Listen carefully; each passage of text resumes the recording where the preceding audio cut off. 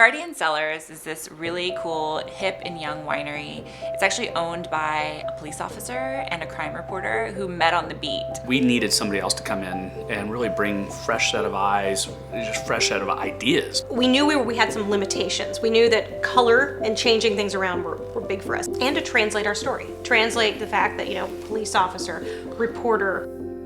That was probably the thing that scared me most about, oh boy, coming in, sitting down again and again and again and again with an interior designer. It wasn't like that. It was amazing to sit down, just be asked questions, and then letting you bring it all together.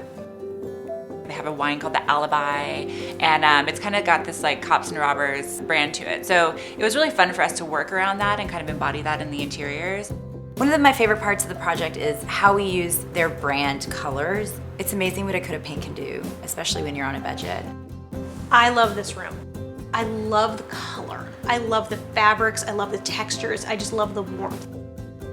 For me, it's the booking photos. I thought that was such a great way to bring it all together, using interior design to tell our story. It's an excellent conversation starter. One of our challenges too was to make sure that everything was super cleanable. You look at this and you think velvet, red wine. Oh my gosh, it's gonna be a huge mess. And everything looks perfect.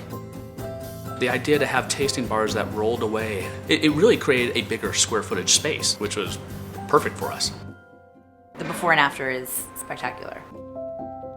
I'm not necessarily a person that thinks that, well, you go get an interior design. That's what really rich people do that have tons of money to waste. I would have wasted so much more money had I not brought you in. It was so easy. Yeah. I have to say, if anything, it was so easy. If you're gonna do it right.